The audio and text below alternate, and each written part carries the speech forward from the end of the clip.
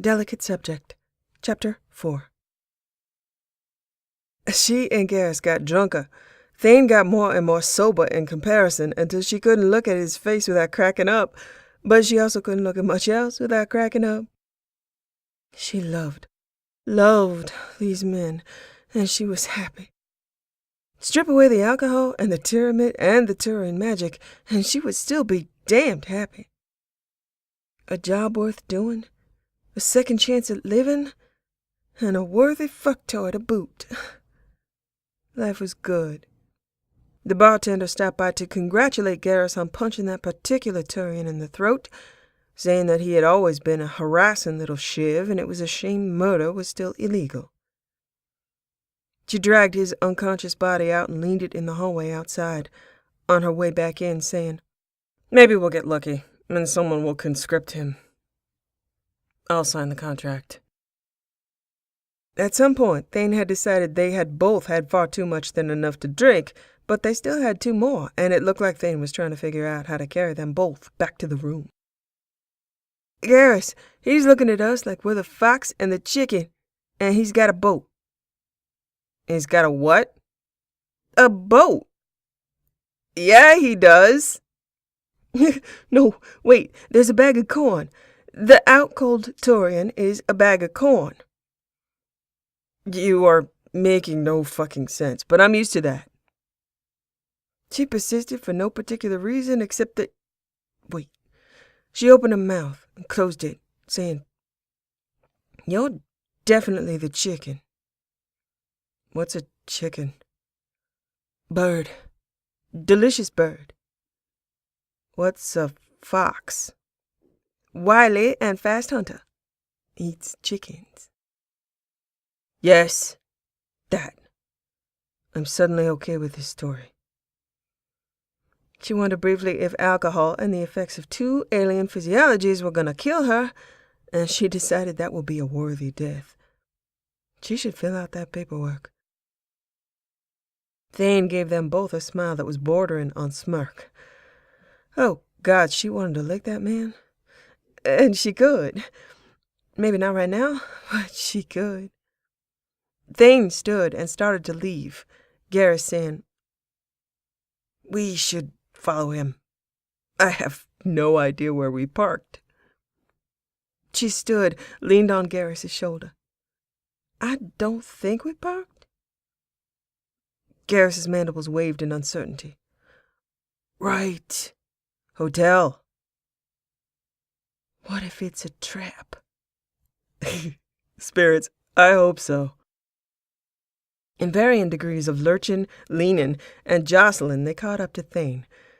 She found a lot of things funny right now, and some of them were the faces of people watching a Turian and a human stumble along, giggling after a Drell who probably looked as though he had no idea he was being trailed by loud idiots. I take it back. He's not a farmer. He's leading us to his lair. This is a better story. No. Lair is a bad word. Okay. I'll go in first. You stay here. I'll come get you when I'm sure it's safe. Might be a few hours. Thane got to the door, started to open it, and said, "The life of a spectre is full of difficult choices." She tried to look brave. "I can't let Garrus sacrifice himself for me." Garrus nudged her. "Sure you can." As lairs went, it was pretty nice. Beautiful view, lots of food, enough alcohol to make her start to feel slightly nauseated, and a playground-sized bed. Liara had excellent taste. She retreated to the bathroom to what? She was intimidated by these men. Always had been, always would be. She was sobering quickly, had been playing it up for the fun of it. She still wasn't as at home with them together as she might be separately, wondering if she was forcing Thane to be the straight man, forcing Garrus to be the buddy. Dynamics in groups had a high payoff, but for her, a weird challenge. Be yourself. Those words were sometimes very bad advice to certain people. She was a highly tailored person in presentation and persona. She was suddenly reticent, unwilling to reach out to one of them over the other, as though it would show some level of lasting favor. So that was herself right now. Reticence. Realizing she'd chosen overwhelmingly formidable people and wanting that to stand for more than something pop-psych and facile. Maybe she wanted to drown and not swim. She had control so much of the time, and that was the pop-psych part. Being in constant control during sex was very easy for her, and that's not what she wanted. Maybe aspiring to be a fucktoy was pretty damn close to reality, and maybe she should remember that even if she tried to stay in control, she wouldn't manage. Even with tyramid resistance and a strong will, she'd still sway to their greater strengths. Damn, that sounded like a really good outcome. She was stalling to give them time to get started and see if that spared her making a first move to a first man. Teachings in table manners had an answer she could adapt. When presented with a serving plate, reach for the portion closest to you. New rule to break the deadlock. Fortunately, her facial features leaned toward the remote and haughty to begin with, so it was an easy effect to pull off. Dark and cool. She briefly considered not making major life choices or policy decisions while drunk. Something was going on out there. The sound of something falling and muffled moaning was very promising. She stepped out and Garrus to the rescue. Again. Bless that man. Hell, bless both of them. They were beautiful. And again she was struck by voyeuristic and matchmaker interest in standing still and not being noticed. It looked like Garrus had picked Thane up and set him down on a bureau, knocking over a few random decorative things that she couldn't care less about. She'd happily buy more random decorative things. Or a new room. She leaned silently against the wall, watching. Garrus had a predatory arch to his spine, standing up and bending over Thane's upturned face, Thane with his body of grace and flowing water. A study of contrasts and blending power. Lips and plates and moans, and she would give her life over and over again, be brought back and charged into the fire without hesitation to see that this moment was possible for them.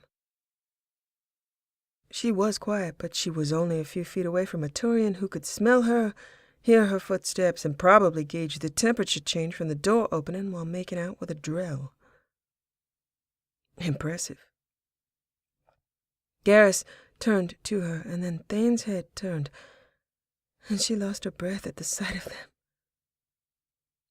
Dark eyes and promise. She gave an involuntary wave away of her hand and a tiny negative headshake, as she might to a waiter who wanted to know she needed something.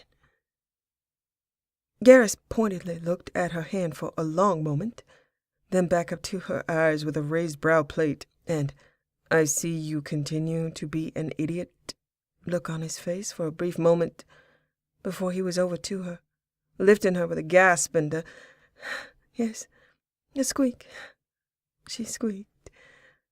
He gave a brief, husky laugh before moving back and putting her down on Thane's lap. Thane's hands were at her hips, and his mouth bent to kiss her shoulder. Garrus's eyes turned from mocking her to heated, transforming his face back to predatory success and determination. Garrus's hands moved to rest on either side of her face, and he moved in to kiss her. Her world dissolved into whimpers and want. Her imagination had done nothing to prepare her for this. Garrus pushed her back with his kiss until her head was against Thane's shoulder, and then Garrus moved to kiss Thane, back and forth, venom from Thane's mouth transferred to hers. Thane's hands were sliding over the silver-blue fabric of her dress, hands on her thighs and her breasts. Garrus dragged a talon through the fabric, down between her breasts and out, shredding it off her and letting it fall to the sides, talons on the straps and sides of her underwear until it all fell away.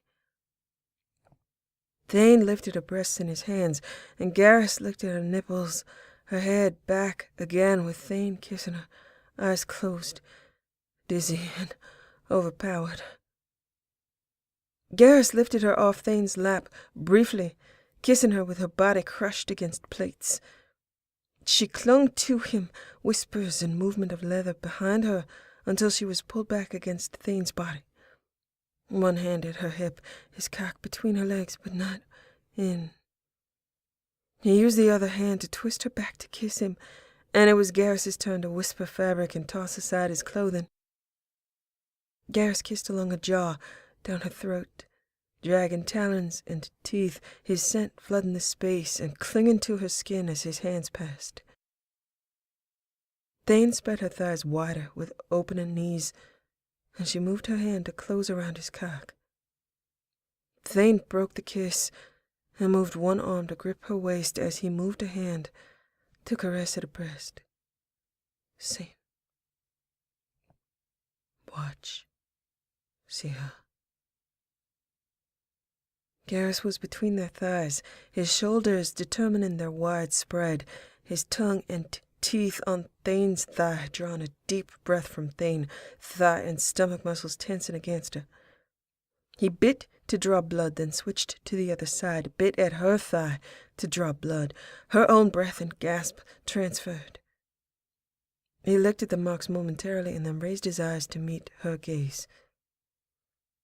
Deep blue and sharp teeth, jaw and plate and mandible, his tongue curling out to lick along the base of Thane's cock, trailing up along and over their fingers, along the blue-green swollen head, moving to sink inside her, and then up to probe at her clit with the pointed tip, moving down, starting over, hands and fingers growing wet, moving at a torturously slow pace, guided by Thane's hand on hers. She was drugged and overset, too many ways to count, 6 hands and 2 mouths, with her mouth whimpering and then begging.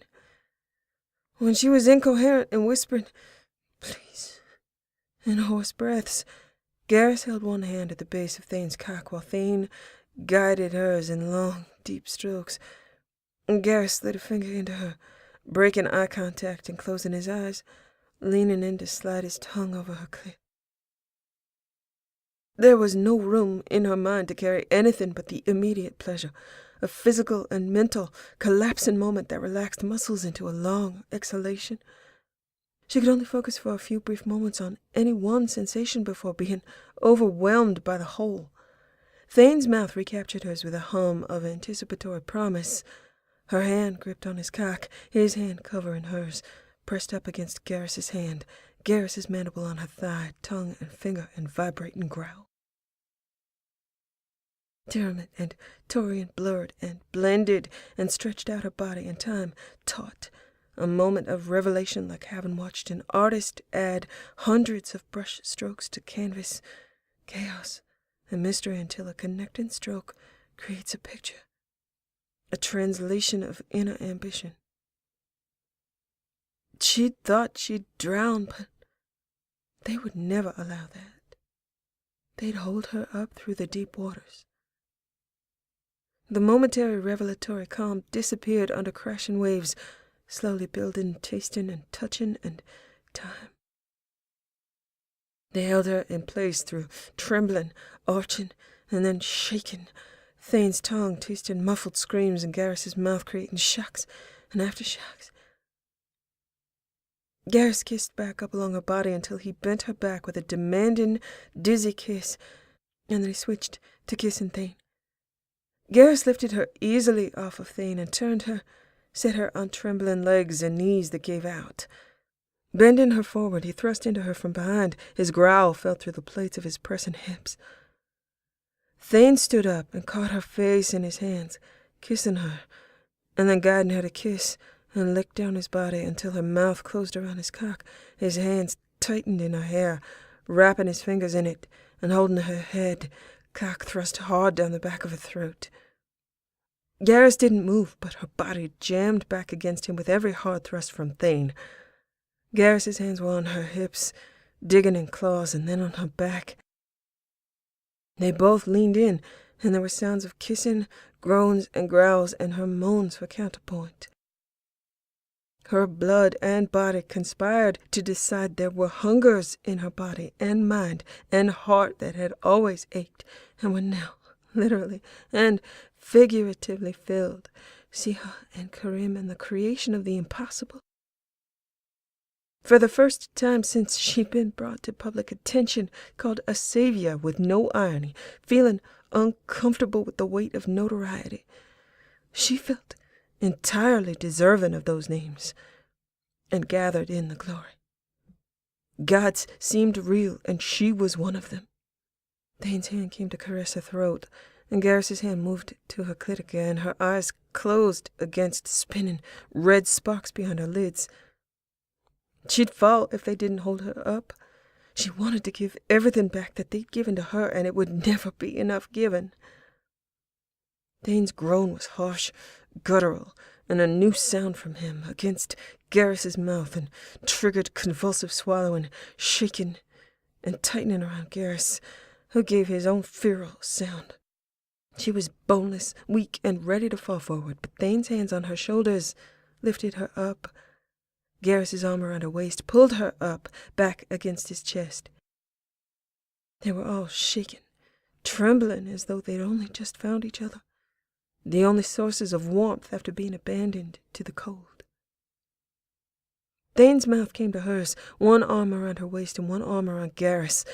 Garrus's arm with his arm crossed over Thane's on her waist and one around Thane's waist, and they stood, panting and shaken, Garrus lowering his head to press his crest to the sides of their foreheads, a harsh, feral growl and convulsive strength in his arm, pulling them tighter to him.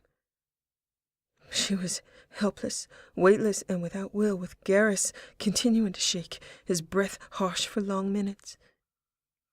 She tried to turn her head to see him, but he growled and bit her shoulder, didn't allow her to turn, didn't allow Thane to pull away, his arms unyielding. Thane answered with his confident hum, moved to indicate the bed to Garrus, drew him over with a hand held, and moved covers back, helped Garrus in, who didn't loosen his hold on her. He rolled to his side carefully, cradled her against his body, still joined with a hand on her hip. He was tense, as though she might try to move away. She shifted slightly, and his hand didn't lose its hovering, restraining grip on her hip until she relaxed against him and didn't move herself, understanding and grateful that he could show what she felt, inviting him with her body to know she would not try to move and did not want to. The bed dipped, and Thane moved behind Garrus, the sound of warm drill trilling, and an arm draped over both their waists, his hand over Garrus's on her hip, fingers linked. She shifted her hand to rest on top of theirs, fingers twining. Thane's hum calmed them both, harsh breathing settling down to soft huffs, presses of plate to the back of her neck and crest to her hair. While she was awake, she was comforted, loved, and protected. She fell asleep to the physical proof and the emotional reality of being home, knowing Garrus would not fall asleep until she had, knowing Thane would not sleep until Garrus's breath had eased.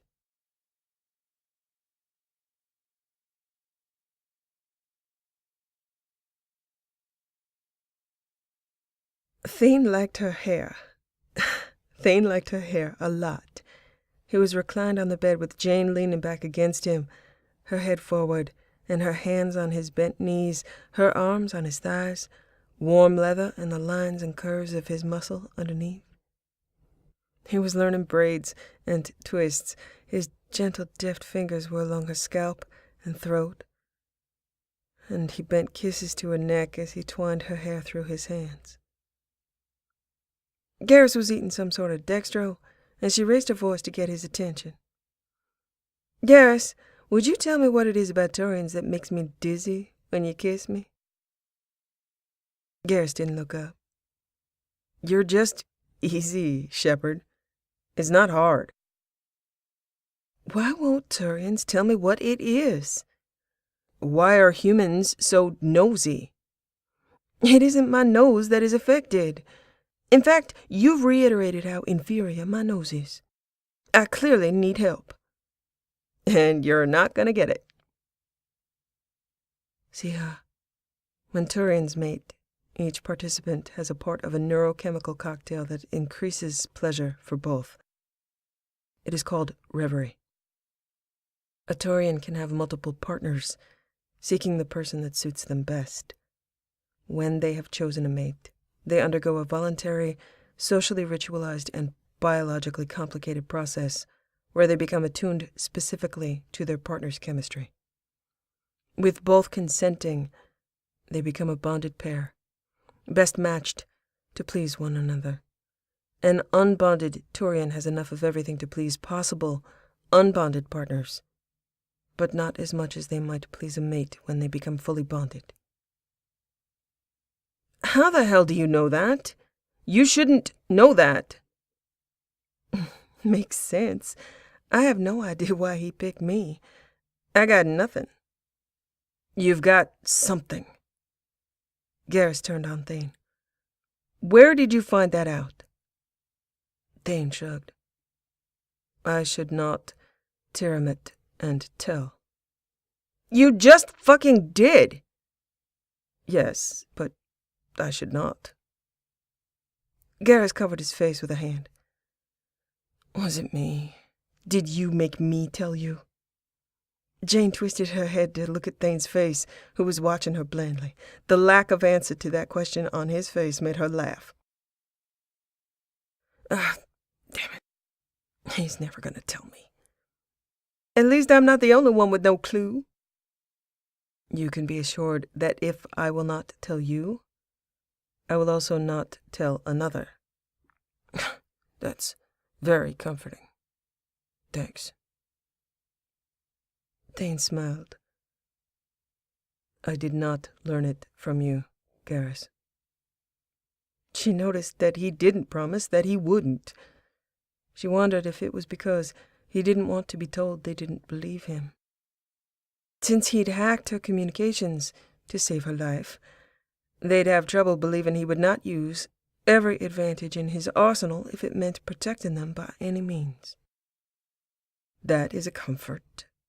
Now, since you explained me, will you explain you?" "It was part of my training. The Hanar had discovered ways to make drill venom hypnotic and addictive. Surgical and genetic alteration began when I was very young. I underwent procedures that altered my physiology, from being able to sense Hanar bioluminescence to this adaptation. They often did not explain the processes, only instructed me on their use. And there it was, truth about the past in the room.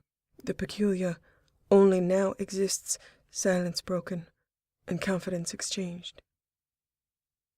She hadn't expected the truth. Or she had expected the truth from Garrus and an evasion from Thane, and it had been reversed. She pushed her luck. "Garrus, why don't you talk about reverie? Is it because we're outsiders, or because, well, why?" "You don't talk about marriage." "This is your body, Garrus, not a social ceremony. I get dizzy and drugged, not cake." "Yes, it is a social ceremony, and my body," she said with drawn brows, trying to navigate difficult ground. Garrus, I'm sorry.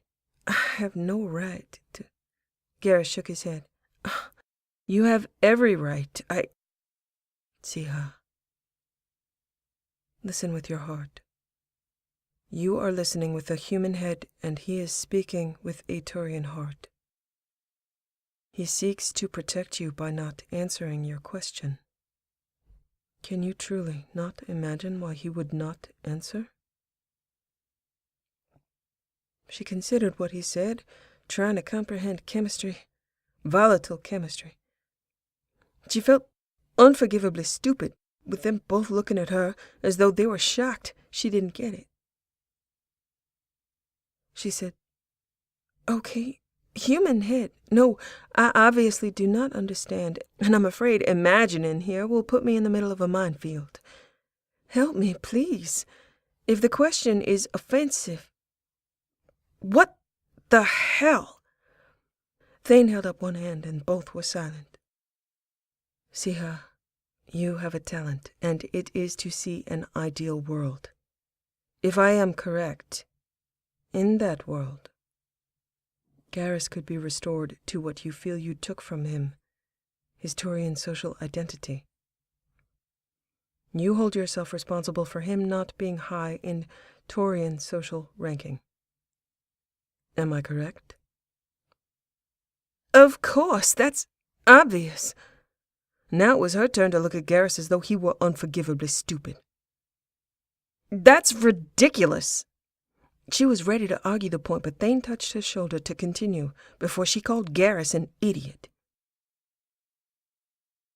"You may think this is so, because you see him as potentially separate from you, whole, ideal. You see him this way in your human head, where you calculate and decide numerical value of survival. You wish for him to live an ideal life, one he was born to live. That is your job. You are not seeing what is there to see that is not about your job, but is a gift he offered without herald. He already lost you once. He loved you before you died. He knows what risks he takes loving you now. He did not mourn you by finding a bondmate or returning to the hierarchy. He sought his own death, knowing you were gone, just as I resigned myself to death after avenging Erica. You drew us to you. You have the power to heal and reach for love, and neither Garrus nor I have that power without you. You are a magnet and we are iron. We cannot choose to leave you. You do not know your own power. You wish to know what power lies in my skin or his body, but you refuse to acknowledge what power lies in you. You behave as though you are unworthy of us, and you say that you have nothing to offer. I understand self-deprecation, but this drives to the heart of his hesitance to speak. Garrus does not shy from telling you of Turian things because you are human. He does it because you are you, and because Turian ways shame him. He is not defending Turian ways or hiding them from you. He is abandoning them. He did it once to follow you after Saren. He did it again after you died. And he followed you after Omega without question. He would never return to serve a system or people that rejected you, not the council, not the hierarchy, not CSEC. He will follow only you. If you die, he will follow you. He is not holding back the best of himself to save for another. To comfort yourself by thinking he someday might is unworthy of you and of him. If you die again, he would not become a whole Turian in your absence. He is giving you the best of himself now, and what is left over has no meaning if it cannot serve you. You wish to know his ideal world?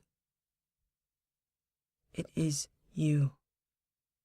He is giving you what you gave him so generously. Freedom to find happiness in each day without obligation. He said, you do not speak of marriage, and that is true. You do not speak of tomorrow, and he is mirroring that to give you the freedom he believes you need. Cascades of melting warmth filled her, with Thane's deft shifting of mirrors to windows.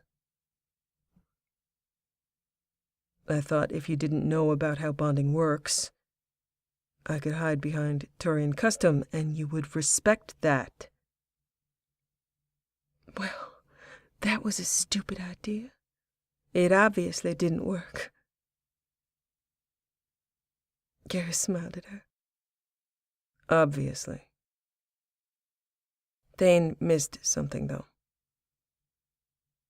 I'm a bad Turian. We've established that.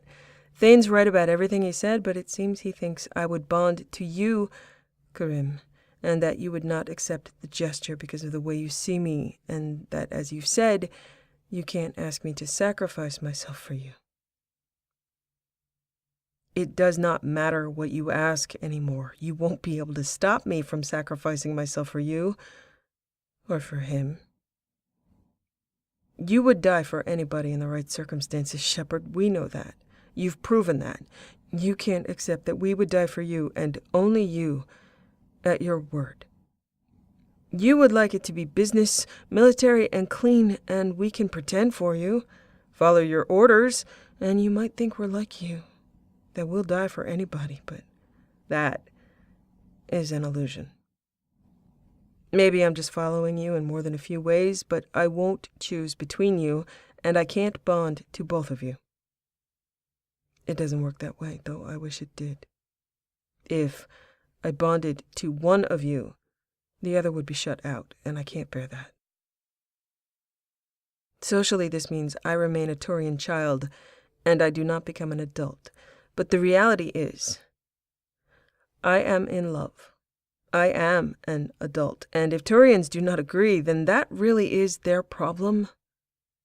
Not mine. Not ours.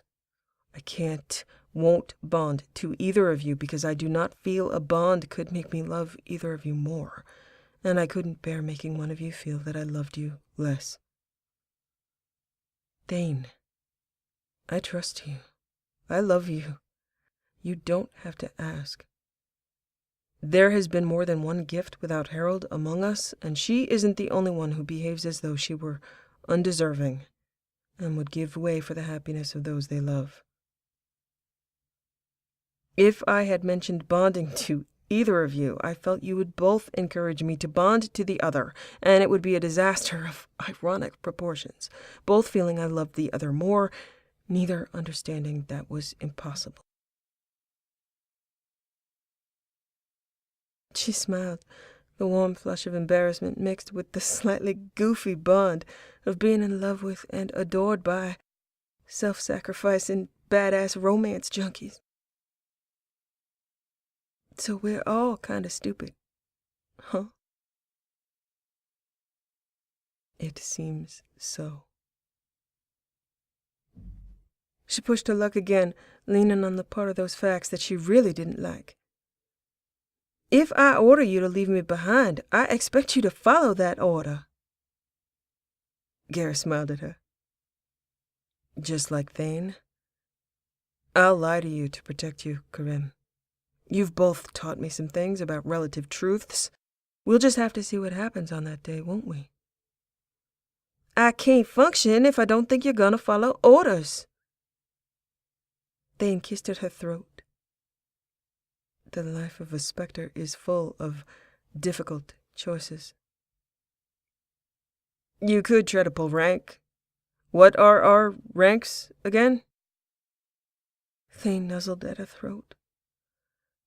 I believe we are independent contractors. You get one warning, Karim. We've established I'm not a good Turian. I've told you I don't see the point in staying quiet and polite, not when you are at stake. She lost some of her train of thought with venom warming her throat. So this is preemptive mutiny? You reserve the right to... Overthrow me if it comes up? Garrus moved over to the bed, took her face in his hands. Yes, just try not to give stupid orders. She remembered Thane's interference in the slaughter it had prevented, remembered her promise to herself to eliminate command isolation, realized she had obliterated any hope of authority over her own death, and relaxed instead of panicked. It was okay. She was human, fallible, loved, in love, and out of control, and she accepted this new drawing of reality's lines. Otherwise, she would have to give them up, go on without them, and that was impossible. He was right, and two of them saw things better than one of them alone. There was love enough to survive disagreement, and not enough fear to drive them apart. They were here for her, and only her, and she should not use that as a command advantage. She should know it was a gift, and honor it for what it was. Their yes to give, not hers to take. All the yes they had. Garrus kissed her mouth, Thane kissed her neck, and when Garrus pulled back, she said, "Okay." His brow plate raised. Okay. Are you lying now? No. Thank you. Garrus looked at Thane. Did you make her say that? She is immune to my influence in the extremes. She does what she chooses to do. I don't think I'm that damn immune. Garrus stared at her, searched her eyes for truth, and she thought he found it. I'm going to celebrate this day every year. New holiday. Call it an anniversary.